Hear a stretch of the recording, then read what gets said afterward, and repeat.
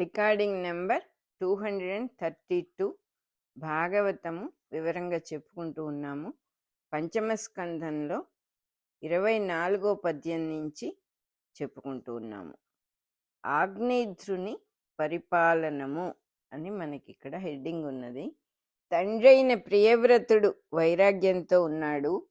ఆ తండ్రి ఆజ్ఞ ప్రకారంగా తను జంబూద్వీపాన్ని జాగ్రత్తగా ధర్మంగా పరిపాలన చేసిన వాళ్ళల్లో ఆ కొడుకుల్లో ఆగ్నేధ్రుడు కూడా ఒకడన్నమాట.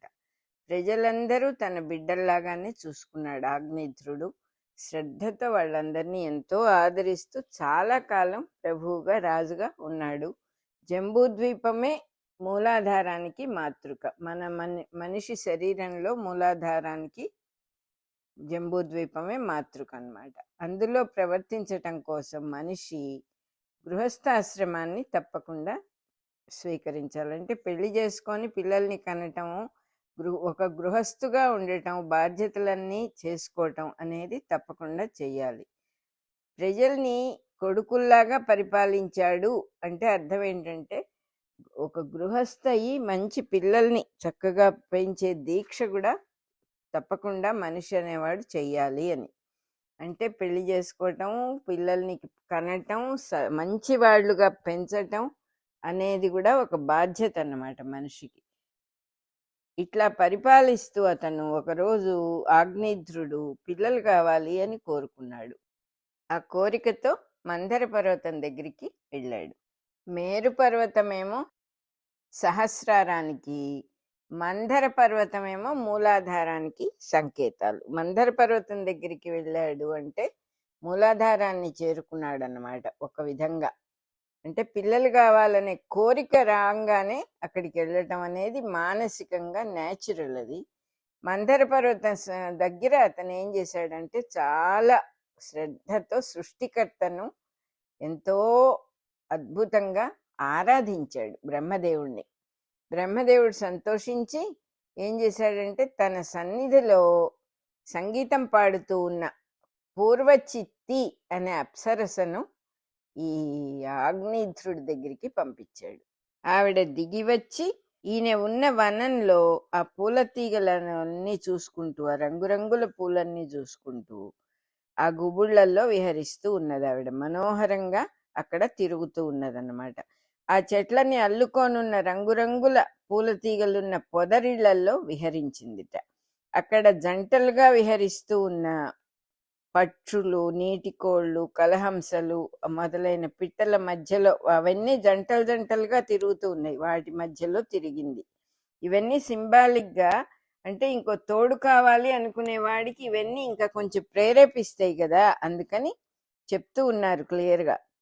ఆవిడేం చేసిందంటే మంచినీటి కొలనుల్లో చక్కగా స్నానం చేసింది. అక్కడ జల క్రీడలు చేసిందిట, హాయిగా ఆడుకుందన్నమాట. విలాసంగా తిప్పుకుంటూ, నాట్యం చేస్తూ, పాటలు పాడుతూ అనేక రకాల హావభావాలు చూపిస్తూ ఉన్నది ఆవిడ. యోగ సమాధిలో కళ్ళు మూసుకొని ఉన్న ఆగ్నేధ్రుడు మెల్లమెల్లగా కళ్ళు విప్పి చూశాడు. ఆవిడ ఆడుతేనటీగలాగా అన్ని పూల వాసనలు చూస్తోందిట. వంగి పూలన్నీ వాసన చూస్తోంది. తేనెటీగలు పూలల్లో దూరుతాయి కదా, అందుకని చెప్తూ ఉన్నారు. ఆవిడ అన్ని చూస్తూ ఉంటే ఆవిడ రూపం ఎట్లా ఉందిట, దేవతలకు మానవులకు మనస్సు కళ్ళు తృప్తి పరిచేటట్టుగా, అసలు ఒకసారి ఆవిడని చూస్తే చాలు ఇంకేం అక్కర్లేదు అని మనుషులకే కాకుండా దేవతలకు కూడా అనిపించేటట్టుగా ఉందిట. ఎందుకంటే ఆవిడ దేవతాలోకం నుంచే కదా వచ్చింది. ఆవిడ విహరిస్తూ ఉన్నప్పటి కులుకులు, ఎంతో వినయంగా జరుగుతూ ఉన్న తొణికిసలు, చూపుల్లో ఉన్న తళుకులు, అవయవాల సొగసులు మన్మథ బాణాలని వరుసగా వర్షంలాగా ఈయన మీద కురిపించినాయిట. అట్లా అట్రాక్ట్ చేసేసిందనమాట ఆవిడ. ఆవిడ ముఖపద్మం నుంచి చిందుతూ ఉన్న అమృతపు చినుకుల్లాగా చిరునవ్వులు, సంభాషణలు వినిపిస్తూ ఉన్నాయిట ఆయనకి. తుమ్మెదల గుంపులాగా ఆవిడ ముంగురులు, జుట్టు ముందు వైపున్న జుట్టు ఎగురుతూ ఉన్నదిట. చెరచెరా నడుస్తుంటే ఆ స్తనభరం అంతా కూడా, సన్నని నడుము, మొలనూలు అన్నీ అదురుతూ ఉన్నాయిట. ఆవిడ్ని చూసి చిత్తము చెలించి, మనసు చెలించి మన్మథ పరవశుడైపోయి మూఢుడిలాగా ప్రవర్తిస్తూ అతడు ఇట్లా అన్నట్టు. అంటే వశం తప్పిపోయాడు. తనకు తాను కంట్రోల్ లేని స్థితి వచ్చేసింది అతనికి. ఈ శరీరాల సృష్టి, గర్భాన్ని ధరించటం అనే ప్రాసెసు, ప్రసవించటం అనే ప్రాసెస్, ఇవన్నీ కూడా సృష్టి పెరగటం కోసం యజ్ఞాలుగా తయారైనవి. ఇవి దక్షయజ్ఞంలో వీటినన్నిటినీ ఒక యజ్ఞంగా చేశారు. ఇంకా మిగిలింది సౌందర్య ఉపాసన. ఆ ఉపాసన అనేది, ఉపాసన అని ఎందుకు పేరు పెట్టారంటే ఉపాసనలో మహాశ్రద్ధ ఉంటుంది. అంత శ్రద్ధ ఉండాలి. అందుకే ఒక స్త్రీని చూసినప్పుడు ఇంకా వేరే ప్రపంచం తెలియకుండా ఆవిడకి ఎలాగో ఆవిడ వెంటపడి మూఢుడిలాగా అయిపోతున్నాడు ఇతను. అటువంటిది ఉపాసనలో దేవత మీద కనుక అటువంటి శ్రద్ధ పెడితే చాలా సక్సెస్ అవుతుంది అన్నమాట. అందుకని చెబుతున్నారు సౌందర్య ఉపాసనము. అదేమిటి, యవ్వనంలో ఒక వయస్సులో ఎంతో అట్రాక్షన్ ఉంటుంది.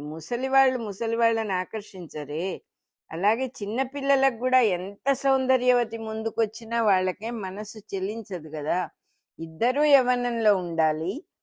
ఆ యవ్వన వయస్సు అనేది చాలా ఇంపార్టెంట్.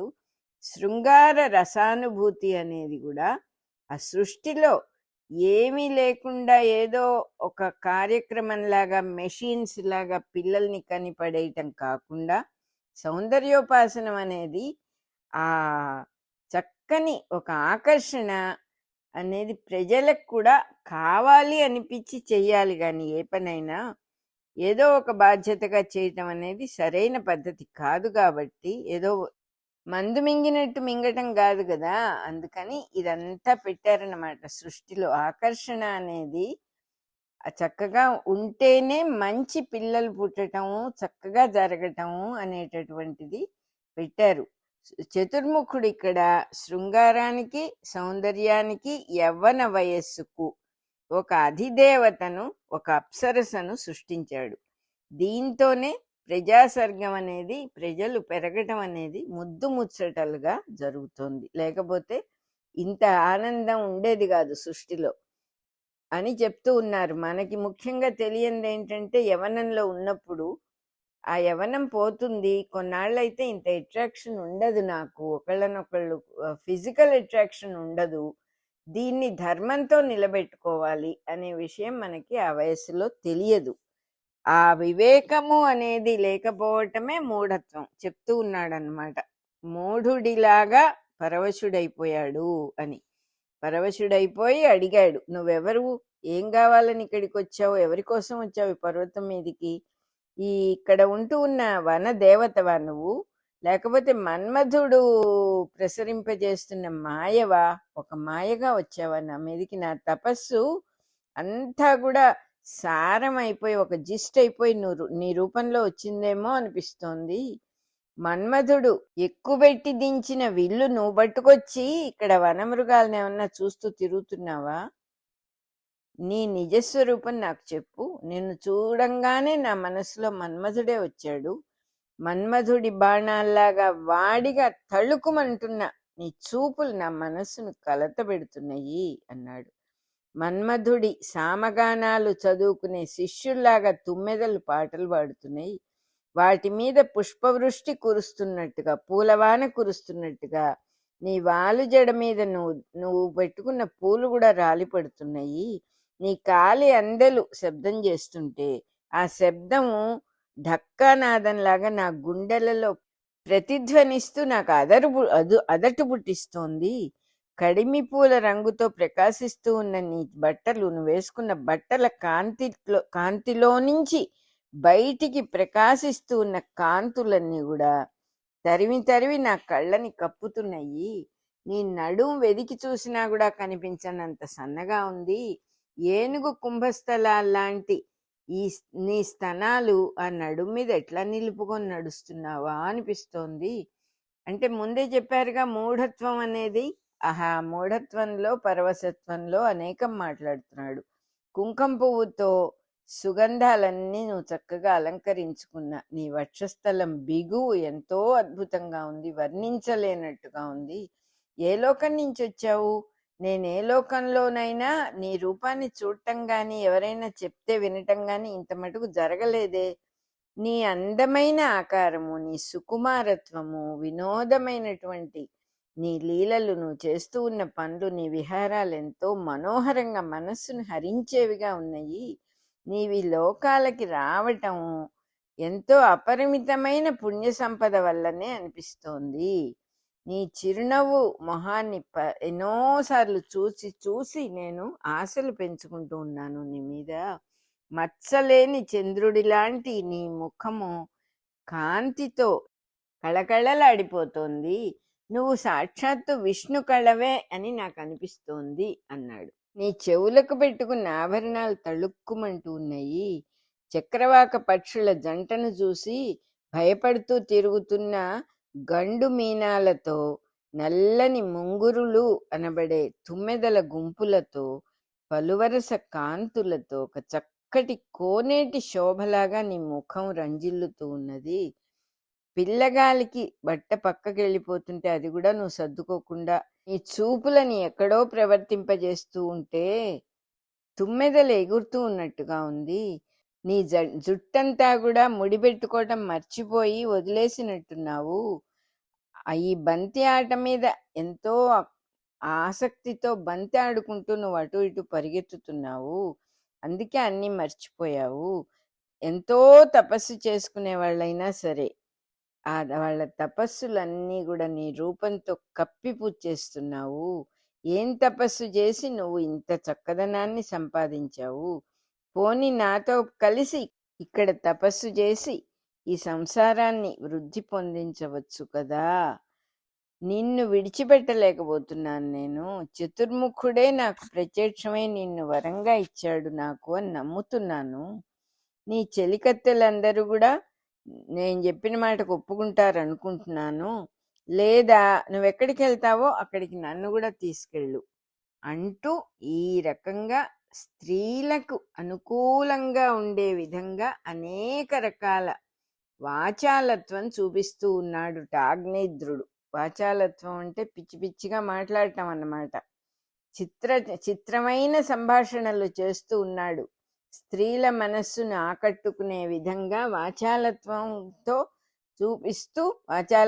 చూపిస్తూ అగ్నిధ్రుడు అనేక రకాల చిత్ర విచిత్రమైన సంభాషణలన్నీ కూడా చేశాడు. ఆ పూర్వచిత్తి అనే ఆవిడ ఆయన బుజ్జగింపులన్నిటికీ కూడా ఒప్పుకుంది.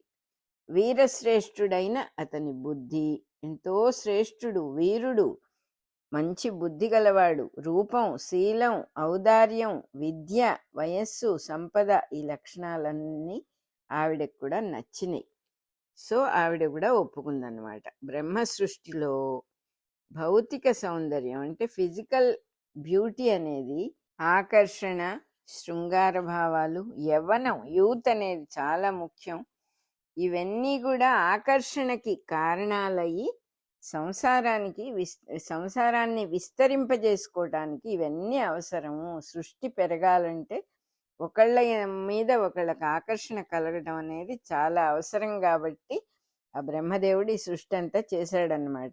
జంబూద్వీపానికి అధిపతి అయిన, జంబూద్వీపం మొత్తానికి ఆయనే రాజు. అటువంటి రాజశ్రేష్ఠుడితో కలిసి ఆవిడ 100,000 సంవత్సరాలు భూమి మీద స్వర్గ భోగాలు అనుభవించింది ఆవిడ కూడా ఆయనతో పాటు.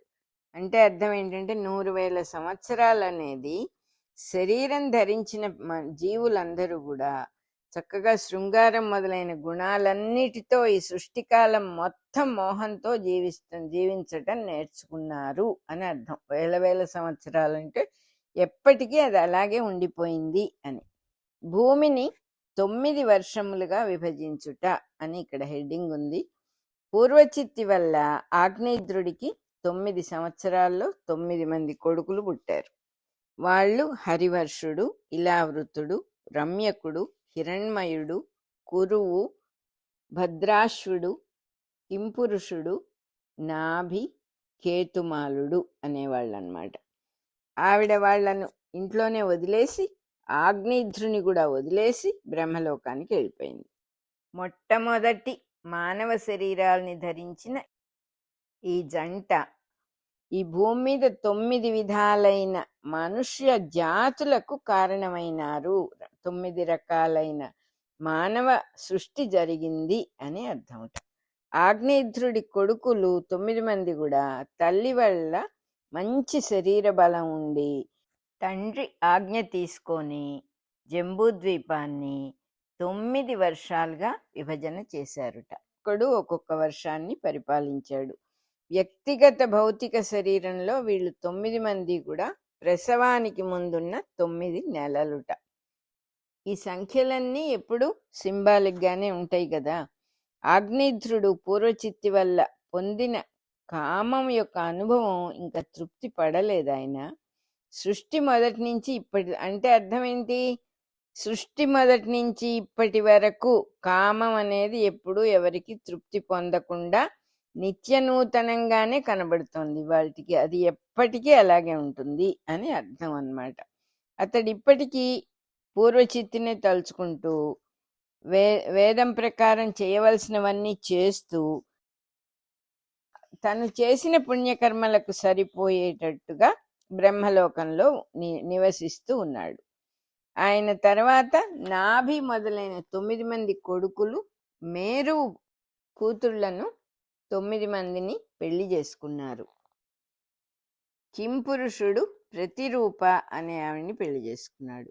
హరివర్షుడి భార్యేమో ఉగ్ర దంష్ట్ర, ఇలావృతుడి భార్య లత, రమ్యకుడి భార్య రమ్య, హిరణ్మయుడి భార్య శ్యామ, కేతుని భార్య నారి, భద్రాశ్వుని భార్య భద్ర.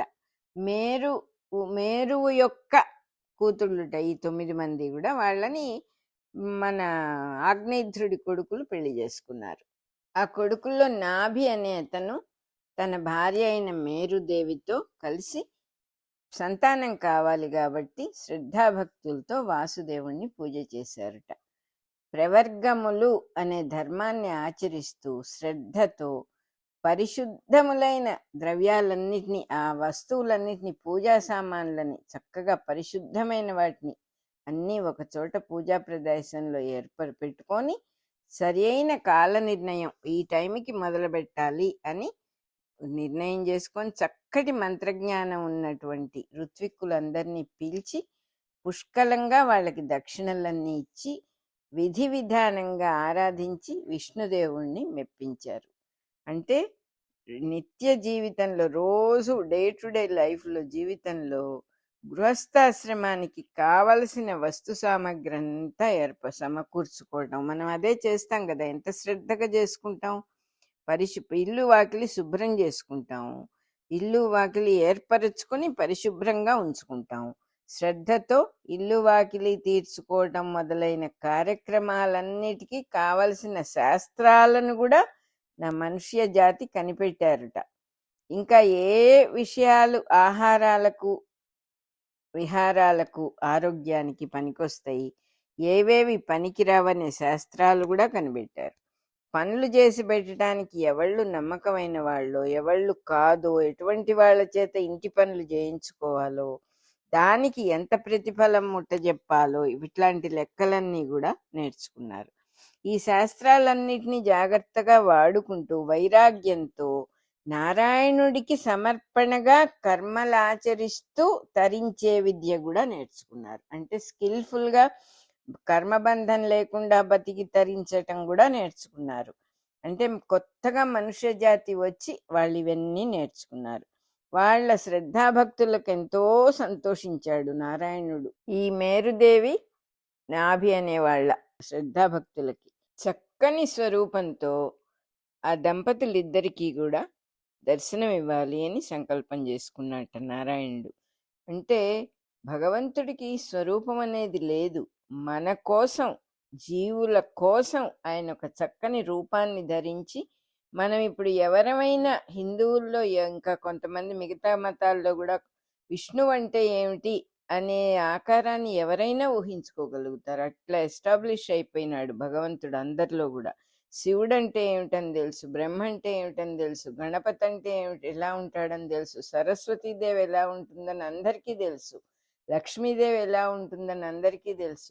అట్లా ఒక్కొక్క రూపాన్ని భగవంతుడు తను మానవుల కోసం తయారు చేసి ఒక మాతృకగా అంటే ఒక బ్లూ ప్రింట్‌గా ఇచ్చాడన్నమాట. ఆ రూపం ఎలా ఉంది అంటే నారాయణుడు వీళ్ళకి దర్శనమిచ్చిన రూపం చక్కటి అందమైన భుజములు ధరించి చక్కటి పీతాంబరాన్ని అలంకరించుకొని పచ్చటి పట్టుబట్ట కట్టుకొని ఉన్నాడు ఆయన. అంబరం అంటే బట్ట అన్నమాట. ఆ బట్ట అని ఆకాశం అని రెండర్థాలు. ఆకాశమే ఆయనకి బట్ట న్యాయంగా. అలా రెండర్థాలు ఉన్నాయి.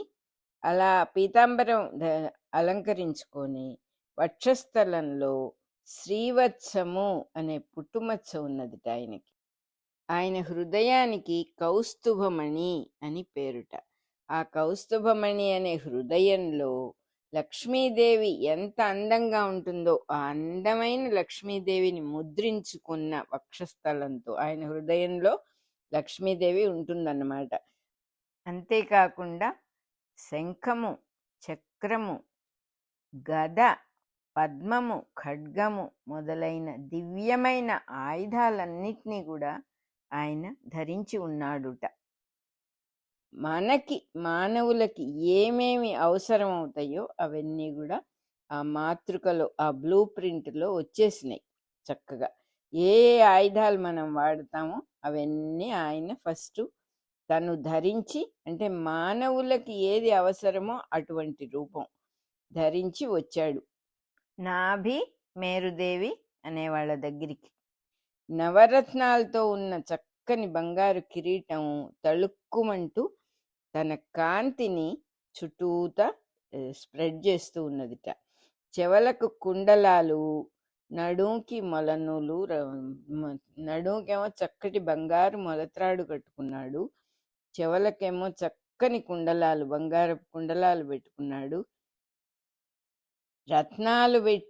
రత్నాలు తాపిన బంగారు హారాలు, కేయూరాలు, నూపురాలు అంటే మెడలో అనేక హారాలు వేసుకున్నాడు, చేతులకు వేసుకున్నాడు, నూపురాలు మొదలైన భూషణాలన్నీ ధరించి. అంటే మనం నగలు ధరించటానికి అక్కడే స్టార్టింగ్ పాయింట్ అన్నమాట. మనం అనేక రకాల ఆభరణాలు ధరిస్తాము, ఆయన అక్కడే మొట్టమొదట అంటే మానవులకి ఎలా కావాలో అటువంటి రూపాన్ని ఆయన ధరించి ఆ దంపతులకు ప్రత్యక్షమయ్యాడు. చతుర్భుజుడుగా కనపడ్డాడు వాళ్ళకి ఆయన. అంటే 4 చేతులతో కనపడ్డాడు. మామూలుగా ఈ పురాణాల్లో చతుర్భుజుడు, అష్టభుజుడు అంటే 4 చేతులు 8 చేతులు అనే మాటలు పురాణ కవులు రాసేటటువంటివన్నీ సింబాలిక్గా ఉంటాయి. అహోరాత్రములలో ఉన్న వేళలకు సంకేతాలట. చతుర్భుజుడు అంటే 4 వేళలు, 4 టైమ్స్. కాలస్వరూపుడే విష్ణువు అంటే సాక్షాత్తు కాలస్వరూపుడే. భగవాన్ కాలమూర్తి అంటారు కదా, అట్లాగే విష్ణువు సూర్యోదయము, సూర్యాస్తమయము, అర్ధరాత్రి, మధ్యాహ్నము అనబడే 4 చతుర్భుజాలతో అహోరాత్ర స్వరూపుడై భాసిస్తూ ఉంటాడు. అంటే మొత్తం సృష్టి అంతా అల్లుకొని తానే అయి ఉన్నాడు పరమాత్మ.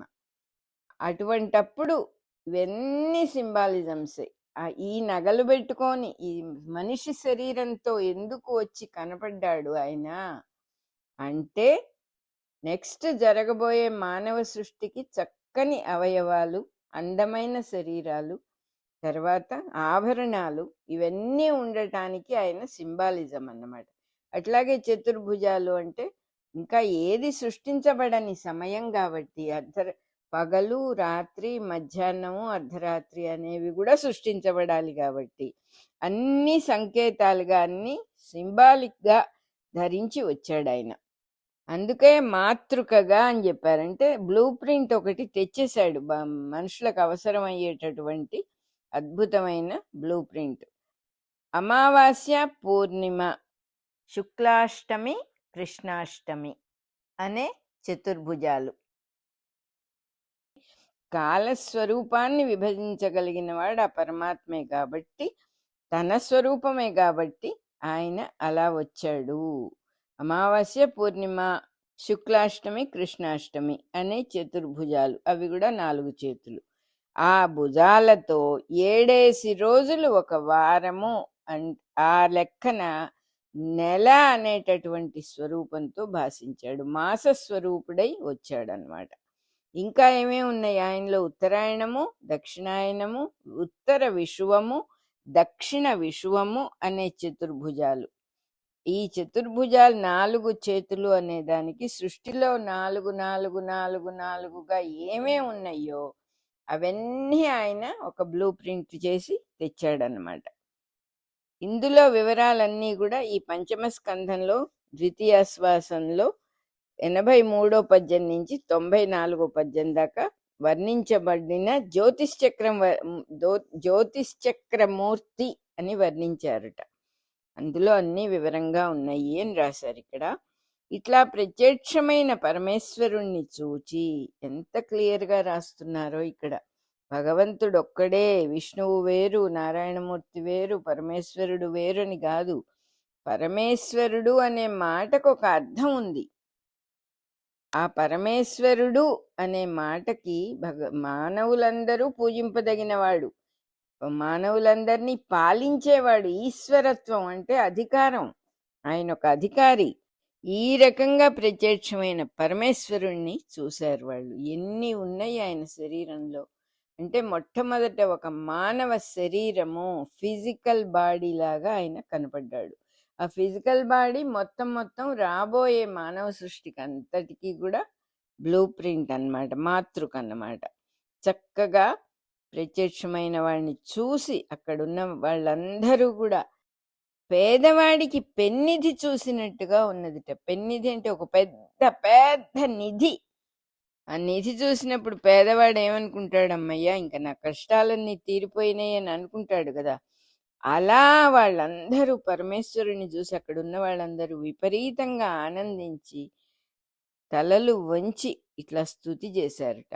నాయనా, నువ్వు పరిపూర్ణ స్వరూపుడివై ఉండి కూడా మా పూజలన్నిటినీ కూడా నిరాదరణ చెయ్యలేదు, కేర్లెస్గా మమ్మల్ని వదిలేయలేదు.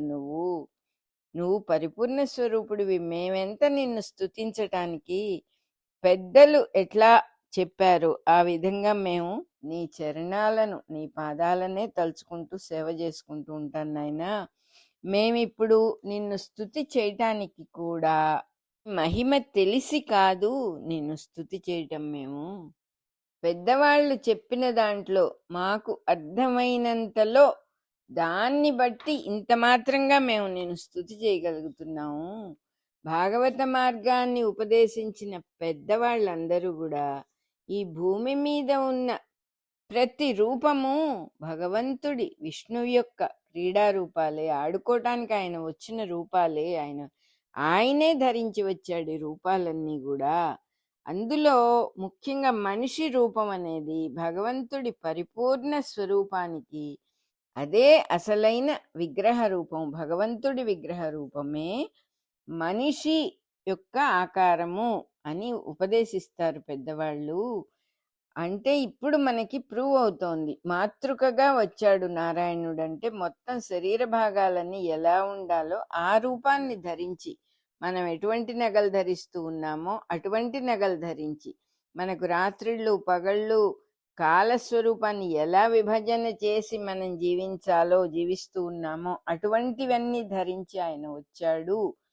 అవన్నీ కూడా ఆయన ఆట కోసం నిర్ణయించుకున్నటువంటి స్వరూపాలు. ఆయన సర్వస్వతంత్రుడు అని ఇక్కడ క్లియర్గా రాస్తూ ఉన్నారు. ముఖ్యంగా నరదేహం అనేది భగవంతుడి యొక్క స్వరూపమే, పరిపూర్ణ స్వరూపమే, ఆయన జీవంతో ఉన్న విగ్రహమే అని ఉపదేశిస్తారు పెద్దవాళ్ళు. అట్లాంటి దేహం ధరించిన వాళ్ళని పరమేశ్వరుడి విగ్రహంగా సేవించుకుంటూ జీవించుటయే పెద్దవాళ్ళ పరమావధి. వాళ్ళ లైఫ్ అంబిషన్ ఏంటంటే అట్లా పరమేశ్వర తత్వంగా ఎదురుగా ఉన్నటువంటి మనిషిని మనస్సులో ఆరాధించుకుంటూ జీవించటమే వాళ్ళ లైఫ్ అంబిషన్. అంటే ఎవరైనా సరే ఇది భగవంతుడి రూపమే అని తెలిసిన వాళ్ళు అన్నమాట. అంటే ఒక విధంగా మానవ సేవయే మాధవ సేవ అనే ఉపాసన మంత్రమే గాని ఉపచార వాక్యం కాదు అంటున్నారు. అంటే మానవ సేవ అంటే కూడా అర్థం ఏంటంటే ప్రతి వాళ్ళకి దాసీల్లాగా దాసదాసీల్లాగా పనులు చేసి పెడుతూ ఉండమని ఇక్కడ అర్థం కాదు. అందరి యందు ఆదర భావంతో, భక్తి భావంతో, వినయంతో ఉండమని తప్పకుండా ప్రతి వాళ్ళు చెప్తారు. అది ఎందుకు చేయాలంటే అది మనకే మంచిది. అవతలి వాళ్ళకొచ్చేదేమీ లేదు. మన జీవితం సుఖంగా, శాంతంగా నడిచిపోవాలంటే. ఎదురుగా ఉన్న మనిషిని, ఓ పక్క చుట్టుపక్కల ఉన్న మనుషుల్ని మనం ఎవరెవరిని కలుస్తున్నామో వాళ్ళ అధికారాన్ని బట్టి వాళ్ళకి గౌరవం చేయటం కాకుండా, ప్రతివాడు, జీవి ఒక విగ్రహమే, భగవంతుడి విగ్రహమే అనే భక్తి భావంతో మనం ఉన్నప్పుడు ఏమవుతుంది? మనకే కొంచెం లోతుగా వెళ్తే తెలుస్తుంది. మన మనస్సు ఒక ఆనందంతో నిండిపోతుంది దానివల్ల. ఎవరిని చూసినా ఆనందమే. ఇప్పుడేముంది మనకి? వీడు ఫలానా వాడు, వాడు ఫలానా వాడు అనే ఆలోచన విపరీతమైన స్ట్రెస్‌తో మనసంతా నిండిపోయి ఉంటుంది. ప్రతివాడి గురించి కొన్ని వందల వేల ఒపీనియన్స్. వాడి జీవితం అంతా మన నెత్తిన ఉంటుంది. ఎందుకు మనకది? ఇవన్నీ లేకుండా సాక్షాత్తు భగవంతుడనేది పరమ వాస్తవం ఇక్కడ చెప్తూ ఉన్నది. అది అలా జీవించటమే పరమావధిట. మనిషై పుట్టినవాడికి ప్రతి జీవిని పరమాత్మ స్వరూపమే అనుకుంటూ అవసరమైతే చెయ్యందించటం. నిజంగా ఆదరభావంతో ఉన్నప్పుడు అవతల వాళ్ళ అవసరాలు మనకు చక్కగా తెలుస్తాయి. అవతల వాళ్ళకి ఎప్పుడు ఏది కావాలో అవన్నీ చేస్తూ దాసదాసీల్లాగా బతకమని కాదు ఇక్కడ. ఆదర భావంతో ఉన్నప్పుడు నిజమైన సహాయం వాళ్ళకి అవసరమైనప్పుడు మనం అందుకోగలుగుతాం. అవకాశము రావటమే ఆ సహాయం చేయటానికి గొప్ప వరం. మనందరికీ అవకాశం రాదు ఒక సహాయం చెయ్యాలంటే. సో అది చెప్తూ ఉన్నారన్నమాట. అదే మెయిన్, ఇంకేం లేదు. అందుకే వచ్చాడు భగవంతుడు మానవ రూపంలో. నేనే వస్తున్నాను ఇటువంటి రూపాలతో, అనేక రూపాలతో అని చెప్పాడనమాట.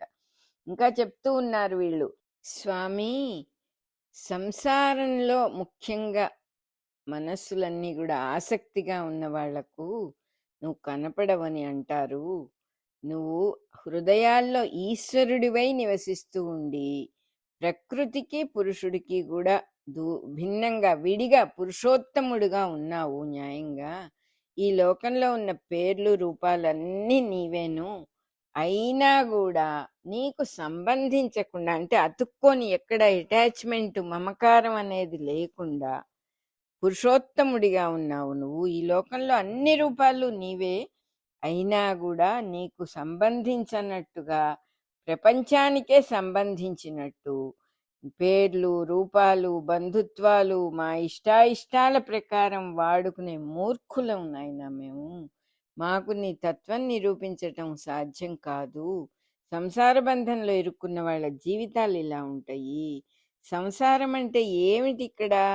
పరమాత్మని ఉన్నవాడు పరమాత్మే. నేనే వస్తున్నాను, ఇలా వస్తున్నాను, ఈ శరీరంతో వస్తున్నాను అని చెప్పినా కూడా మనం వేరే బంధుత్వాలనే కొత్త అల్లిక అల్లుకొని వీడు మిత్రుడని వాడు శత్రువని అనేక రకాలుగా మేము పేర్లు పెట్టుకొని నామరూప జగత్తులో ఇరుక్కుపోయాము అంటున్నారు వీళ్ళు. ఈ సమస్త జీవులకు కూడా ఈ రకమైన పాపాన్ని మేము మూట కట్టుకుంటున్నాము. అంటే అబద్ధపు జీవితం జీవిస్తున్నాం. సాక్షాత్తు ఎదురుగా నువ్వే ఉంటే నువ్వు కాదు పనివాడు అని అనుకుంటున్నాం, నువ్వు కాదు మామయ్య అని అనుకుంటున్నాం, అత్తయ్య అని అనుకుంటున్నాం, ఎవరెవరో అనుకుంటున్నాం, స్నేహితులు అనుకుంటున్నాం. అనేక పేర్లు నీకే మేము పెట్టి అందులో మేము ఇరుక్కుపోతూ ఉన్నాము. ఇట్లా నువ్వు ఎదురుగా ఉంటే వేరే వాడుగా అనుకోని చేస్తూ ఉన్నటువంటి ఈ సంసార జీవితంలో ఇదే మహాపాపము. ఈ పాపాన్ని తొలగించే సామర్థ్యం అంతా కూడా, గొప్పతనం అంతా నీ గుణాలకు ఉన్నది. అందులో పోని నీ గుణాలు మాకేమన్నా తెలుసా అంటే ఏదో కొద్దిగా విన్న వాటిల్లో కొద్దిగా మాకు అర్థమైన గుణాలని ధ్యానం చేసుకుంటాము, అలవాటు చేసుకోవడానికి ప్రయత్నం చేస్తాం. కానీ నిజంగా నీ గుణాలేమిటో మాకేం తెలుసు? మేమేం నిరూపించగలం నీ గుణాల గురించి? అంత గొప్పవాడివి నువ్వు. నీ భక్తులు నీ మీద భక్తి అనే ఆవేశంతో విపరీతంగా నిన్ను స్తోత్రాలు చేస్తూ ఉంటే వాళ్ళ పూడుకుపోయిన గద్గద కంఠాలలో నుంచి, అంటే భక్తితో కంఠాలు వాళ్ళ గొంతులు కూడా పూడుకుపోతూ ఉంటాయి. ఆ భక్తి ఆవేశంలో ఏడుపు వచ్చేస్తూ ఉంటుంది. అప్పుడు వాళ్ళు నిన్ను స్తోత్రాలు పెద్దగా చేస్తూ ఉంటే అందులో కొన్ని అక్షరాలే వినిపిస్తాయి మాకు. పూర్తిగా కూడా మాకు వినపడవు. వాళ్ళ భక్తి ఆవేశం వల్ల వాళ్ళు చెప్తూ ఉన్న స్తోత్రాల్లో ఆ కనపడ్డ కొద్ది అక్షరాల్ని కూడబలుక్కొని మేము నిన్ను స్తుతి చేస్తున్నాను నాయనా అంటున్నారు. అంటే ఎంత వినయంగా చెప్తూ ఉన్నారో, ఉన్న మాటే న్యాయంగా. ఇది మాకేదో కొద్దిగా వినపడితే ఆ వినపడిన దాన్నే మేము నిన్ను స్తుతి చేస్తున్నాం. నీ గుణాలు మాకేం తెలుసు, నీకు ఏమిచ్చి మేము నిన్ను పూజ చేస్తాం. అయినా కూడా ఏమున్నది మా దగ్గర అసలు, అంతా నువ్వు నీ స్వరూపమే కదా. దోసిలితో అంటే అంజలి ఘటించి కాసిని నీళ్లు నీకు ఇవ్వగలం.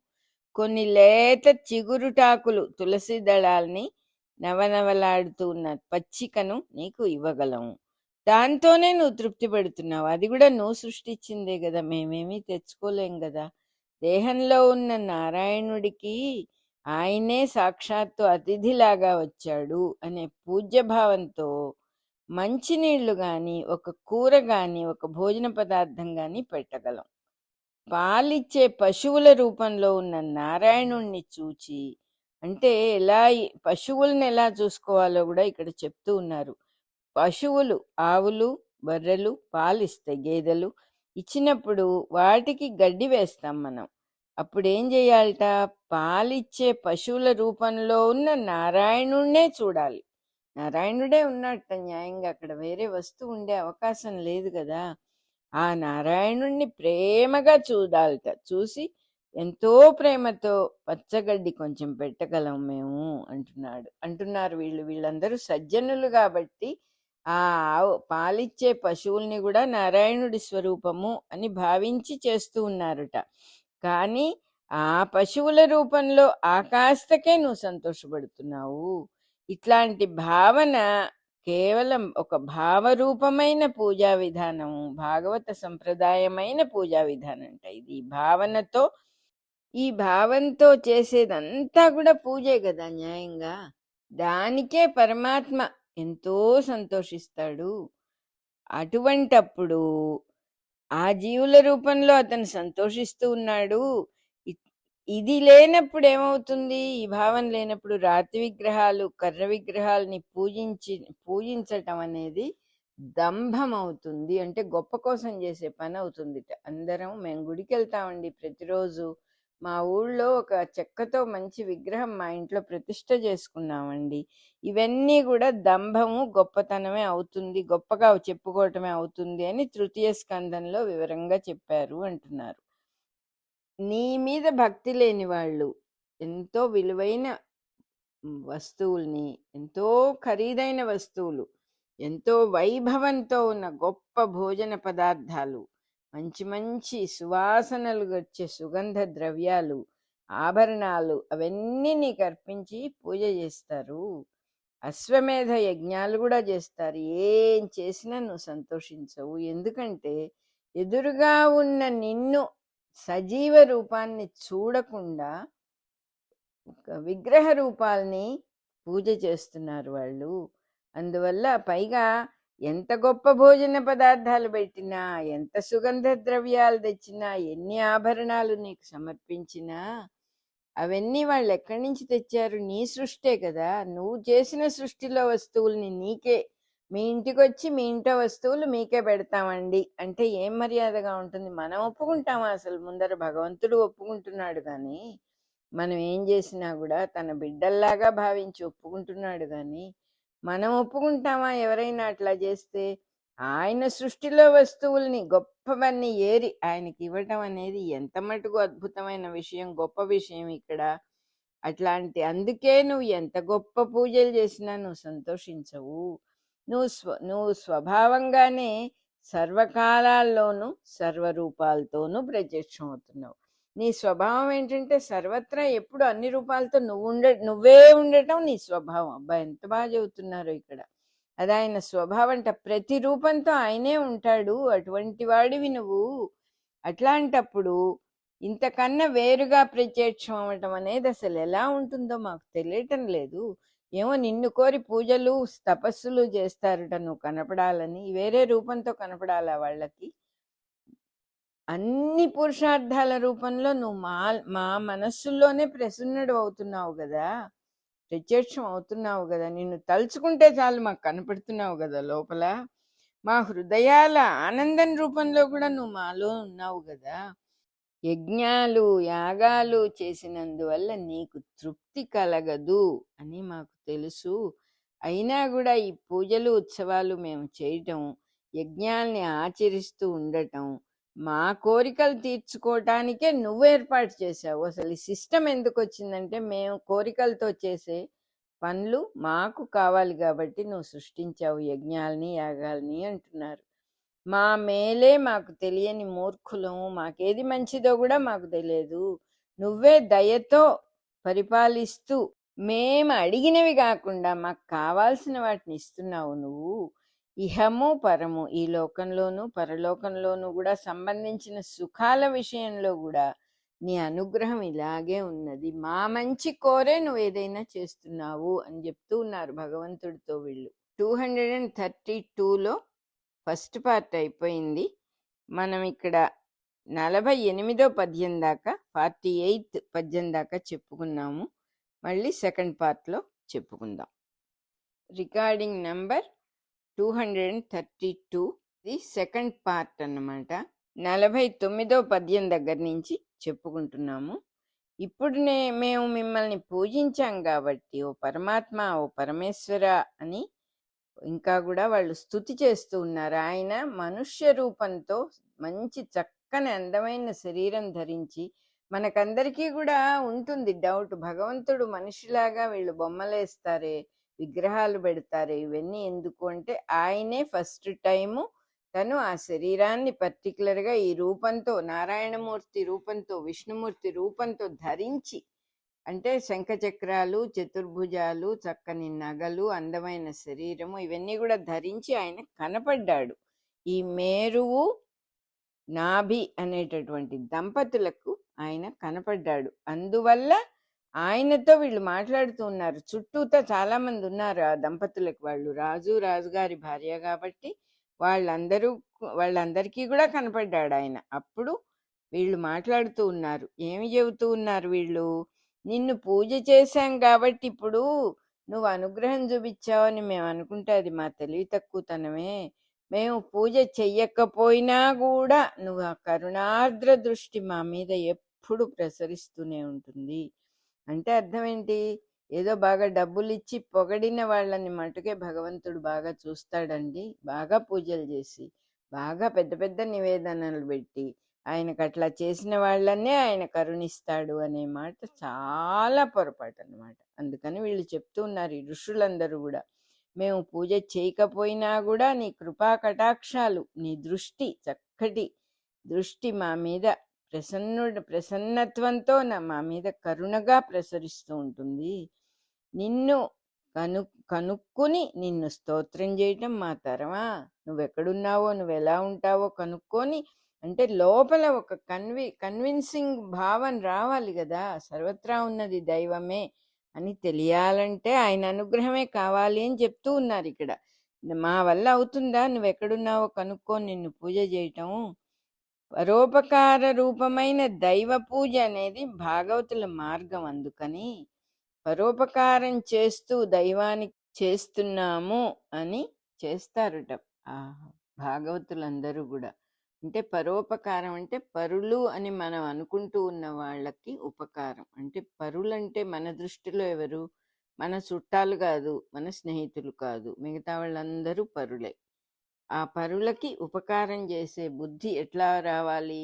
సాక్షాత్తు దైవానికే చేస్తున్నాము అనే భావంతో చేస్తారు. భాగవతుల మార్గం ఇది. భాగవతులు అంటే భక్తులు. పరోపకార బుద్ధి లేని వాళ్ళకు కూడా భగవంతుడే ప్రత్యక్షం అవుతున్నాడు ప్రతి జీవి రూపంలో.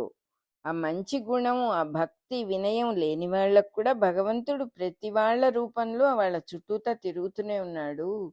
వాళ్ళకి తగిన విధంగా వాళ్ళతో ప్రవర్తించి కర్మల రూపంలో సన్మార్గాన్ని ఆయన ఉపదేశం చేస్తూ ఉన్నాడు. చుట్టూతా అంటే ఇప్పుడు మనం మన చుట్టూతా ఉన్న వాళ్ళు దైవ స్వరూపమే అని తెలిసినప్పుడు అది వాడుకోగలుగుతాం మనం.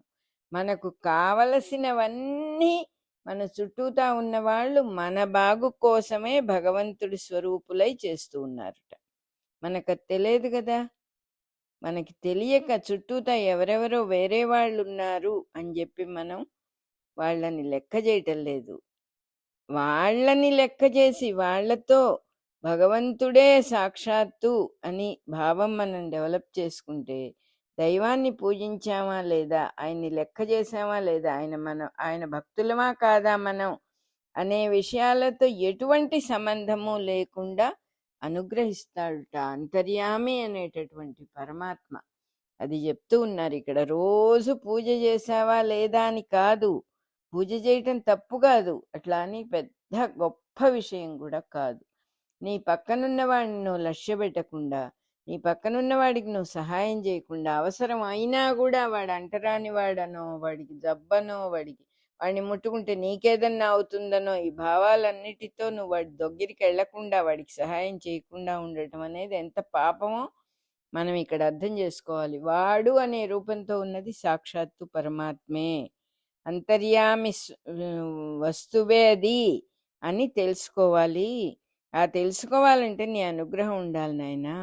సంఘం లేని వాళ్ళు, అంటే ఏ రకమైన అటాచ్మెంట్ లేని వాళ్ళు ఎట్లా ఉంటారంటే వాళ్ళ జ్ఞానం నిశ్చయంగా ఉంటుంది, సునిశ్చితమైన జ్ఞానంగా ఉంటుంది. వాళ్ళ జ్ఞానం అంటే ఎక్కడ షేక్ అవరు, తెలుసు, వాళ్ళకి గట్టి నిశ్చయమైన జ్ఞానం ఉన్నవాళ్ళు అన్నమాట. అట్లాంటి జ్ఞానాన్ని ఎంతో మంచి పనులకి వాడుతూ ఏ దోషాలు లేకుండా జీవించేవాళ్ళు ఆత్మానందాన్నే అనుభవిస్తున్న భగవత్ స్వరూపులు సాక్షాత్తు. ఎందుకంటే వాళ్ళకి విషయం తెలిసిపోయింది. లోపలున్నవాడివి నువ్వు అని తెలిసినప్పుడు ఆనందంగా ఇంకేముంటుంది? ఆత్మానందం అంటే అదే కదా. చుట్టూ ఉన్నవాడివి నువ్వు, అన్ని వస్తువుల రూపంలో ఉన్నవాడివి నువ్వు, పంచభూతాల రూపంలో ఉన్నవాడివి నువ్వు, వస్తువుల రూపంలో ఉన్నవాడివి నువ్వు, లోపల నేనుగా ఉన్నటువంటి అంతర్యామి స్వరూపుడివి నువ్వు, నా శరీరంగా ఉన్నవాడివి నువ్వు అని తెలిసినప్పుడు ఆత్మానందం కాకుండా ఇంకా ఏముంటుంది? రెండో వస్తువు, అన్య వస్తువు, వేరే ఎవరో అనేవాళ్ళు ఎవ్వరూ లేరు అని తెలిసినప్పుడు ఆనందమే కదా. వాళ్ళు భగవత్ స్వరూపులు, సాక్షాత్తు నీ స్వరూపమే వాళ్ళది. వాళ్ళే నిజమైన మునులు. అటువంటి మునుల చేత వాళ్ళు స్తుతిస్తే న్యాయంగా ఉంటుంది. అటువంటి వాళ్ళే అర్హులు నిన్ను స్తుతించటానికి. మాలాంటి పాపాత్ములు స్తుతించినా కూడా నువ్వు తప్పుగా తీసుకోకపోవటం అది నీ గొప్పతనం. అంతే తప్ప మాకు అర్హత లేదు. అపరాధులము మేము, అపరాధం చేసిన వాళ్ళం. మా మీద కూడా నువ్వు ప్రేమ చూపిస్తావు. మునులు అంటే భగవత్ సేవలో తప్ప మిగతా విషయాల్లో మౌనంగా ఉంటారు వాళ్ళు. అంటే ఈ మౌనము మాటకి సంబంధించింది కాదు. మౌనము అనే మాటకు అర్థం ఏంటంటే నో ఒపీనియన్స్. వాళ్ళకి బంధుత్వాల గురించి భావాలు ఉండవు. వీడిది వీడిది వీడిది, వాడది ఆవిడది ఈవిడది అనేటటువంటి ఏ భావాలు లేని వాడికి మనోమౌనం సిద్ధిస్తుంది. భావాలు ఉన్నవాడికి, ఒపీనియన్స్ ఉన్నవాడికి మనోమౌనం అనేది ఇంపాసిబుల్. ఊరికే నోరు పెదిమలు మూసుకు కూర్చోవచ్చు కానీ లోపల కార్యక్రమం అంతా తిరుగుతూనే ఉంటుంది. అది వాక్కుకు సంబంధించిన మౌనం గురించి కాదు అసలు చెప్పేది. మునుల గురించి చెప్పేటప్పుడు వాళ్ళు నిన్ను మటుకే చూస్తారు. ఇంకా మిగతా విషయాల్లో వాళ్ళకి ఏ భావాలు ఉండవన్నమాట. మిగతా విషయాల్లో మౌనము వహించిన వారు అంటే భావాలే లేవు. భావాలు లేనప్పుడు వాక్ ఎక్కడికి బయటకు వస్తుంది? అసలు వాక్కుతో సంబంధం లేదు, లోపల ఏ భావాలు లేవు. ఒక థాట్ అనేది కూడా, ఒక ఆలోచన అనేది కూడా మ్యాటరే. అది కూడా ఆ మ్యాటర్ అనేది లేదు వాళ్ళకి అసలు ఎక్కడ. సో అక్కర్లేని విషయాల్లో వాళ్ళు కుతూహలం ఎక్కడ చూపించరు. ఇతరుల దోషాల్ని, వాళ్ళ ఎక్కువ తక్కువల్ని జడ్జిమెంట్ చేసుకుంటూ కూర్చోరు. ఎందుకంటే సాక్షాత్తు భగవంతుడే ఉన్నాడని తెలిసిపోయిన తర్వాత ఇంకా వాడు తప్పు వీడు తప్పు అనేది ఉండదు కదా. అది నిజమైన మౌనము అంటున్నారు. మునుల మౌనం అలా ఉంటుంది. మేము మా వశంలో ఉన్న వాళ్ళం కాము, మాకు ఫుల్ కంట్రోల్ లేదు నాయన మా మీద. కాలు జారినా గూడా మా ఇష్టం గాదు. పడిపోయినా ఆపుకోలేము. తుమ్ము ఆవులి తుమ్మొచ్చినా ఆపుకోలేము. ఆవులింతలొచ్చినా ఆపుకోలేము. ఏవి మా వశంలో ఉండవు. జరం వచ్చినా గూడా, మరణం వచ్చినా గూడా మా శరీరాల మీద మాకేం అధికారం లేదు గదా! ఇట్లా వశం తప్పిపోయిన జీవితాలున్న మాకు కల్మషాల్ని అన్ని బాధల్ని, అన్ని తప్పుల్ని, అన్ని పాపాల్ని పోగొట్టే నీ మంచి పేరు, నీ నామం, నీ దివ్య నామం మనస్సులో నిలబడుగాక అని భావిస్తూ ఉన్నాను నాయనా. ఈ రాజర్షి అయిన నాభి ఇంకా చుట్టూతా ఉన్నారు మునులందరూ, ఋషులందరూ చెప్తూ ఉన్నారు పరమాత్మకి. ఈ రాజర్షి అయిన నాభి పిల్లలు కావాలని, నాభి మేరువు వీళ్ళిద్దరూ నీతో సమానుడైన కొడుకు కావాలని నీకోసం తపస్సు చేశాడు. నువ్వేమో కోరికలున్న వాళ్ళకి స్వర్గ సుఖాలైనా ఇస్తావు, వైరాగ్య సంపన్నులకు మోక్షాన్ని ఇస్తావు. ఎవరికి ఏది కావాలో అది ఇచ్చేవాడివి నువ్వు. డబ్బుకు ఆశపడ్డవాడు ధనవంతుడి దగ్గర చేరి ఊకను దానమివ్వమని అడగడు కదా. ఊక అంటే వడ్ల గింజ మీద ఉన్న పొట్టు అంతా తీసినప్పుడు అది ఇంత చాలా క్వాంటిటీ వస్తుంది, దాన్ని ఊక అని అంటారు. ఆ ఊక అడగడు కదా. ధనవంతుణ్ణి కోరేవాడు నాకు కాస్త ఊక ఇప్పించండి అని అడగడు కదా.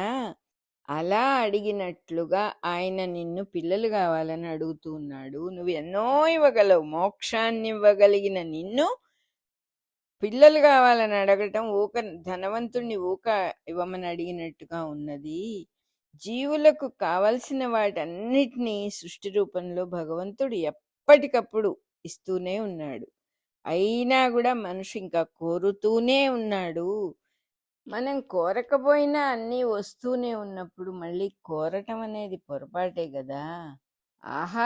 తిన్న ఆహారం జీర్ణం అవ్వాలన్నా కూడా నీ అనుగ్రహమే కావాలి. అది తెలియకుండా మనిషి తినటానికి ఆహారం కావాలని నిన్ను అడుగుతున్నాడు. అదే రకంగా ఎన్నో కోరికలు పెట్టుకొని నిన్ను పూజలు చేస్తూ ఉన్నారు ఈ మనుషులంతా కూడా. జయింపలేని నీ మాయ వల్ల మోహాన్ని పొంది ఈ రకంగా ఆసక్తి పొందుతూ ఉన్నారు వాళ్ళు. నీ మాయే ఇది. వాళ్ళందరూ ఇలా చేస్తున్నారంటే అది నీ మాయ వల్లనే. ప్రయోజనాలని అనేక ఆశలతో కోరి ఏ రకమైన వివేకం లేకుండా నిన్ను ఆహ్వానం చేయటం నిజంగా అపరాధమే. నువ్వు సర్వాత్మకుడు అయినందువల్ల సమదృష్టితో అందరినీ క్షమిస్తూ ఉన్నావు. దయచూడు నాయన, మమ్మల్ని కూడా క్షమించు అని పలుకుతూ వాళ్ళందరూ కూడా నమస్కరించారు ఆ పరమేశ్వరుడికి. ఆయన ఇలా అన్నాడు వాళ్ళతో, మునులారా, మీరు ఇప్పుడు ఏవైతే మాటలు మాట్లాడారో అవన్నీ కూడా వేదవాక్యాలే. ఇదంతా స్తోత్రమే. ఈ స్తోత్రంతో నన్ను తృప్తిపరిచారు. మీరు ఉన్న మాటలే చెప్పారు. మీరు నాకు సమానమైన కొడుకునివ్వమని మీరందరూ అడిగారు. ఆ రాజుకి, నాభికి నాతో సమానమైన కొడుకునివ్వమని మీరందరూ అడిగారు. నాకు ఇది వేడుకే, నాకు తమాషాగా ఆటలాగానే ఉంది. ఇది తప్పుగా లేదు. మీరింకో ఒక భావంగా నేను అనుకోవటం లేదు. వృషభావతారము అని ఇక్కడ హెడ్డింగ్ ఉన్నది. అయినా కూడా స్వర్గం మొదలైన లోకాల్లో కూడా నాకు సరిపోయే కొడుకుని ఎవ్వరూ ఎక్కడ పొందలేరు. అంటే నాకు సాటైన వాడు ఇంకొకడు లేడు అసలు సృష్టిలో. నాతో పాటు నాలాంటి వాడు అనేవాడు ఎవ్వడు లేడు. ఏ లోకంలో అయినా సరే నాకు నేనే సాటి. ఎందుకంటే నేను అంతర్యామిని, సర్వత్రా ఉన్నవాణ్ణి. ఇంకొకడు రెండో వస్తువే లేనప్పుడు నా వంటి వాడు ఇంకొకడు ఉండటం అనేది సాధ్యం కాదు. ఒక ముక్క టోటల్ అవదు కదా, ఒక నీటి బొట్టు మొత్తం సముద్రం అవదు కదా, సహజం అది. కాబట్టి నాలాంటి వాడంటే నేనే రావాలి కొడుకుగా, ఇంకొక మార్గం లేదు అని చెప్తూ ఉన్నాడు పరమాత్మ. అంటే అర్థం ఏంటి? మనిషి శరీరంగా పరమాత్మే గర్భంలో చేరుతున్నాడు అని ప్రతి తల్లిదండ్రులు గుర్తుపెట్టుకోవాలట. బ్రాహ్మణులు నాకు ముఖం అవటం వల్ల, ఇంకా చెప్తూ ఉన్నాడు ఆయన, బ్రాహ్మణులే నాకు ముఖస్వరూపంగా ఉన్నారు. బ్రాహ్మణ వాక్యం ఎప్పుడూ తప్పదు. అందువల్ల బ్రాహ్మణులైన మీరు అంటే బ్రహ్మజ్ఞానాన్ని పారాయణ చేస్తూ ఉన్నటువంటి మీరు ఏది అడిగారో అది తప్పదు. నేను కూడా తప్పించలేను దాన్ని. మీరు నా 7 కుమారుణ్ణి అడిగారు, నాలాంటి కుమారుణ్ణి అడిగారు కాబట్టి నాభి భార్య అయిన మేరుదేవికి నేనే కొడుకుగా పుడతాను అని చెప్పి పరమేశ్వరుడు మేరుదేవి చూస్తూ ఉండగానే యజ్ఞంలో మాయమైపోయాడు. ఆవిడ గర్భంలో తను కొడుకై పుట్టే అవతారానికి ఒక ప్రత్యేక ప్రయోజనం ఏదైనా ఉండాలి కదా. భగవంతుడు సృష్టిలోకి దిగి రావటము డైరెక్ట్గా అనేది ఎప్పుడు జరుగుతుందంటే ఆయనకి ఏదో ఒక పని ఉండాలి కదా. ఆ పని ఏమిటి అంటే మానవ సృష్టిలో కొన్ని రకాల వాళ్ళు ఉన్నారుట జ్ఞాన మార్గంలో తపస్సు చేసుకునేవాళ్ళు. వాళ్ళని ఊర్ధ్వరేతస్కులైన ప్రత్యేక జ్ఞాన మార్గానికి చెందిన వాళ్ళుట వాళ్ళు. ఆ తపస్వి జనులు అంటున్నారు. అట్లా తపస్సు చేసుకునే జనం ఒక సాంప్రదాయంగా ఏర్పడాల్సిన అవసరం ఉన్నది. వాళ్ళనే నైష్టికులు అంటే నిష్టగలవారు అని అంటారట. లేక ఆజన్మ బ్రహ్మచారులు అంటే వాళ్ళు పెళ్లి చేసుకోరన్నమాట. వాళ్ళు అవలంబించాల్సిన యోగ మార్గాన్ని ఉపదేశించటం కోసం అటువంటి వాళ్ళు ఏ యోగం చెయ్యాలి, ఎటువంటి మార్గంలో వాళ్ళు నడవాలి అనేది చెప్పటానికి ఒక గురువు గారు కావాలి. జగత్తుకు ఒక ఆచార్యుడు కావాలి. ఆ ఆచార్యుడుగా విష్ణువు అవతరించాలి ఈ నాభికి మరువుకి అని డిసైడ్ చేసుకున్నాడు అనమాట. అతనే బుద్ధులందరూ ఆరాధించే జినదేవుడు నాభిపుత్రుడు అని అంటారట. నాభిపుత్రుడుగా జినదేవుడుగా బౌద్ధులందరూ దర్శించారట ఆయన్ని. ఇతని జీవితాన్ని బట్టే జైన సాధన అనేది మొదలైందన్నమాట. ఇప్పుడు పరమేశ్వరుడు అటువంటి సంకల్పం చేసుకొని మేరుదేవి గర్భంలో ప్రవేశించాడు. బ్రహ్మచర్యము, గృహస్థాశ్రమము, వానప్రస్థము, యతి ఆశ్రమము అనే క్రమాన్ని పొంది మనిషి సృష్టికి ప్రజాసర్గానికి ఎంతో సహకారంతో అంటే కోఆపరేట్ చేస్తూ వైరాగ్య సంపన్నుడై తరించటమే సిస్టమ్ అన్నమాట. ఏం సిస్టమ్ అది? ఫస్ట్ బ్రహ్మచర్యం, తర్వాత పెళ్లి చేసుకొని గృహస్థుగా ఉంటాడు, పిల్ల జల్ల పుడతారు, పెద్దవాడు అయిపోతాడు, ఇంకా పిల్లలకు అన్నీ అప్పగిచ్చి తను వానప్రస్థానికి వెళ్ళిపోతాడు. ఇంకా ఈ సంసారం మన వద్దు అని వెళ్ళిపోతాడు, దైవాన్ని ధ్యానం చేసుకుంటూ ఉంటాడు. తర్వాత యతి ఆశ్రమము, మానసికంగా యతి అయిపోతాడనమాట. దాన్ని పొంది ఏం చేస్తున్నాడు మనిషి? ఉండవలసిన సిస్టమ్ అది కాబట్టి అది చేసినందువల్ల మనిషి సృష్టికి ప్రజలు పెరగటానికి ప్రజాసర్గానికి కూడా ఎంతో కోఆపరేట్ చేసిన వాడు అవుతున్నాడు. అంటే ఏది జరగాలో దాని ప్రకారం మనిషి ఉన్నప్పుడు సృష్టికి సహకరించినట్లే, సృష్టికి అతను కూడా ఒక చెయ్యి వేసినట్టే, చెయ్యవలసినదే చేస్తున్నాడు, తరిస్తున్నాడు, అందువల్ల మోక్షాన్ని పొందుతున్నాడు అని చెప్పారు. అట్లా కాకుండా ఆజన్మ బ్రహ్మచారులై వివాహం లేకుండా పెళ్లి చేసుకోకుండా భూమి మీద తిరుగుతూ మోక్ష మార్గాన్ని ఉపదేశించే వాళ్ళు కొంతమంది ఉన్నారు. వాళ్ళు నారదుడు మొదలైన వాళ్ళలాగా పరమ గురువులైనా కావచ్చు, లేకపోతే సృష్టి ఎవల్యూషన్లో కర్తవ్యాల్ని చేసిన తర్వాత ఏ రకమైన వాళ్ళకి కర్మశేషం ఉండదు. అంటే మళ్ళీ పుట్టి తీరవలసినటువంటి ఉండదు, పుట్టాలనే ఇదే లేదు వాళ్ళకి అసలు. అటువంటి వాళ్ళు కావాలని లోకానికి ఉపకారం చేయటం కోసం భూమి మీదకి దిగి వచ్చిన వాళ్ళు కూడా అలా ఉంటారు, ఆజన్మ బ్రహ్మచారులుగా. అంటే వచ్చిన పని చేసుకుని వెళ్ళిపోతారు. ఇప్పుడు శంకరాచార్యులు లాంటి వాళ్ళు అన్నమాట. ఎక్కువ కాలం కూడా బతకలేదు ఆయన, వచ్చిన పని అయింది వెళ్ళిపోయారు. ఈ 2 రకాల వాళ్ళకి కూడా కామము ఉండదు, క్రోధము ఉండదుట. ఎటువంటి వాళ్ళు? వీళ్ళు ఆజన్మ బ్రహ్మచారులు, లేదా జన్మ లేకపోయినా కావాలని కోరి జన్మ పొంది లోకానికి ఉపకారం చేయటానికి దిగి వచ్చేవాళ్ళు. ఈ 2 రకాల వాళ్ళకి కామం ఉండదు, క్రోధం ఉండదుట. వాళ్ళ శరీరాలు కూడా ఈ పెళ్లి గిళ్ళి మొదలైన వాటికి అవసరం ఉండదుట వాళ్ళ శరీరానికి.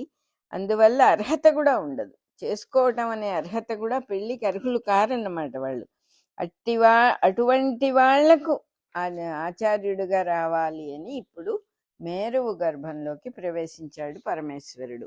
ఈ సంప్రదాయానికి చెందిన వాళ్ళే నారదుడు, సనక సనందన సనత్కుమార సనత్సుజాతులు 4 కుమారులు, శుకయోగీంద్రుడు, ఇంకా రెండోసానికి సంబంధించిన వాళ్ళు ఆదిశంకరులు, యేసుక్రీస్తు మొదలైన వాళ్ళు. అంటే వాళ్ళు కావాలని జన్మ తీసుకొని వస్తారనమాట. వీళ్ళనే పరమహంసలు లేక ఆజన్మ ముక్తులు అని అంటారు అని చెప్పి రాశారు ఇక్కడ.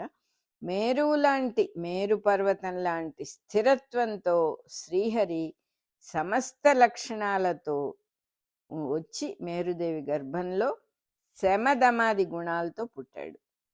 అంటే ఆ సకల లక్షణాలు మనం శ్రీరామచంద్రుడి గురించి చెప్పుకున్నట్టుగానే శమము, దమము మొదలైన అన్ని గుణాలు, ప్రశాంతత, క్షమాగుణం, తనను తాను దమించుకోగలగటం, అన్ని మంచి లక్షణాలతో పుట్టాడు. అన్ని జీవులు సంతోషించారట. సకల జీవులు, సృష్టిలో సకల జీవరాశులు సంతోషం పొందారట ఆ సమయంలో. చక్కని తెల్లని దేహకాంతితో, శరీరం తెల్లని పిల్లవాడు, ఎంతో బలంతో, పరాక్రమంతో, దృఢమైన శరీరంతో పుట్టాడు. కాబట్టి తండ్రి అతనికి ఋషభుడు అని పేరు పెట్టాడట. ఋషభుడు అంటే శ్రేష్ఠుడు అని ఒక అర్థం. అంటే హీఈస్ ది బెస్ట్ పర్సన్ అని, తగినవాడు, అర్హత కలిగినవాడు, శ్రేష్ఠత్వం ఉన్నవాడు అని. ఈ కథలో ఇంకో రహస్యమైన కథ కూడా ఉన్నది. ఋషభుడు అంటే ఎద్దు అని, రంకె వేసేది అని అర్థం. ఆ మాటకి అది అర్థం. కంఠంలో ఉన్న మనందరికీ గొంతులో స్వరపేటికల నుంచి పుట్టేదే శబ్దం. దాన్ని కూడా ఋషభము అని అంటారు. మన గొంతులో నుంచి శబ్దం బయటకు వస్తోంది అంటే స్వరపేటికలు అంటారు. అంటే స్వరం బయటికి రావటానికి ఉపయోగించేటటువంటి మెషిన్కి సంబంధించిన పేటికలు 2 ఉంటాయి. రాచుకుంటేనే, అవి రుద్దుకుంటేనే నాదం బయటికి వస్తుంది. ఆ స్వరపేటికల నుంచి వచ్చే శబ్దాన్ని ఋషభము అని అంటారట. అది ఓంకారానికి బయటికి వచ్చే ఋగ్వేద స్వరూపం. ఓంకారంలాగా బయటకు వచ్చే ఋగ్వేద స్వరూపమే సాక్షాత్తు. ఓంకారంలో జీవుడిలో శ్వాసగా కదిలించే హంస మంత్రాన్ని, అంటే శ్వాసను సామవేదము అంటారు. ఎక్కడో ఉన్నాయండి వేదాలు, పుస్తకాలుగా రాశారండి ఋషులు. అలా కాదు, మననే వర్ణిస్తూ ఉన్నారు ఇక్కడ. మన శ్వాసని సామవేదము అంటారుట. ఆ శ్వాస కదిలించటానికి హంస అనేటటువంటి మంత్రం జరిగితే గాని మన శ్వాస రాదు. ఆ శ్వాస కోసమని ఆ హంస మంత్రాన్ని సామవేదము అని అంటారట. ఇది ప్రాణానికి స్పందన అంటే ఉచ్ఛ్వాసము, నిశ్వాసము, ఈ 2 జరుగుతూ ఉంటేనే జరుగుతుంది. కాబట్టి ప్రాణమే సామవేదము అని వేదమంత్రాలు చెప్తున్నాయి. దాని నుంచి పుట్టిన కంఠస్వరము, ఆ శ్వాస లేకపోతే కంఠం ఎక్కడ పలుకుతుంది? దాని నుంచే కంఠస్వరం వస్తుంది. కాబట్టి ఆ కంఠస్వరాన్ని మొట్టమొదటి రేఫము అంటారట. దాన్నే వైఖరి వాక్కు లేకపోతే ఋగ్వేదము అని పేర్లు పెట్టారు. శ్వాస నుంచి వాక్కు పుడుతోంది కాబట్టి సామవేదం నుంచి ఋగ్వేదం పుట్టింది అన్నారు. వాక్కు అంటే మాటతో మళ్ళా ప్రణవగానం అలవాటు చేసుకుంటూ ఉంటే ఋగ్వేదం నుంచి సామవేదం పుడుతోంది. ప్రణవగానం అంటే ఓంకారాన్ని గానం చేస్తూ ఉంటే ఋగ్వేదం నుంచి సామవేదం పుడుతోందిట. ఇట్లాంటి వైఖరి వాక్కు పుట్టడమే ఋషభుడి అవతారము అని నిరూపించారనమాట. వాక్కుతో శబ్దాన్ని, అర్థాన్ని కల్పించుకొని ఒక మాట మాట్లాడితే ఆ శబ్దానికి ఒక అర్థం ఉంటుంది. దాన్ని కల్పించుకొని ఎన్ని లోక విషయాల్లో ఎన్ని శాస్త్ర విషయాలను సంభాషించుకుంటూ ఉన్నా, ఎన్ని చర్చలు చేసినా ఆ వాక్కు దేన్ని అంటుకోదు. అంటే ఎటువంటి మాట తిట్టినా పొగడినా వాక్కు కంటదు. అది శబ్దానికి సంబంధించినటువంటిది కాదు. అసలు దేహంలో దేన్ని అంటకుండా చివరిదాకా నిలిచి దేహాన్ని విడిచి అంతర్యామిగా నిలబడుతుందిట. ఆ వాక్కు స్వరూపం ఎంత గొప్పదో ఈ ఓంకార స్వరూపం చెప్తూ ఉన్నారు ఇక్కడ. ఏమవుతుంది? వాక్కుతో శబ్దాన్ని అర్థాన్ని కల్పించుకొని ఎన్ని లోక విషయాలు సంభాషించినా వాక్కు కంటదు. ఆ వాక్కు ఎలా ఉంటుంది? శరీరంలో దేన్ని అంటకుండా ఉండి చిట్ట చివరికి శరీరాన్ని వదిలేసేటప్పుడు అంతర్యామిగా ఉండిపోతుందిట. అంత గొప్పది ఆ ఓంకారం. ఆ ఓంకారం మనతోనే ఉన్నది అని మనకి తెలియకపోవటం ఆ మాయ యొక్క మహిమ. ఆ భగవంతుణ్ణి మనం గట్టిగా పట్టుకున్నప్పుడు ఆ మాయ తొలగి మనం ఆ విషయం తెలుసుకోగలుగుతాం అన్నమాట. ఈ కథనే ఋషభుని కథ అని చెప్తూ ఉన్నారు ఇక్కడ. దీన్ని ఉపాసన చేసిన వాళ్ళు ఈ వాక్కులాగానే దేన్ని అంటకుండా నిష్ఠతో జీవించి శరీరాన్ని వదిలేసిన తర్వాత వాక్కులాగానే పరబ్రహ్మంలోనే నిలబడే ఉపాసనా సాంప్రదాయాన్ని స్థాపించుకున్నారన్నమాట. ఇక్కడ చెబుతున్న అంతరార్థం అది. మొత్తం మీద చెప్తూ ఉన్నది ఈ ఉపాసనా సాంప్రదాయానికి గురువెవరు అంటే ఋషభుడు అనేటటువంటి ఆయన సాక్షాత్తు పరమేశ్వరుడే, పరమాత్మే, అంతర్యామే అలా దిగి వచ్చాడు. మేరువు నాభి అనే వాళ్ళకి కొడుకుగా పుట్టాడు అని చెప్పారు. మన రికార్డింగ్ నెంబర్ 232 అయిపోయింది. 49వ పద్యం నుంచి 56వ పద్యం వరకు చెప్పుకున్నాం. పార్ట్ బి అయిపోయింది.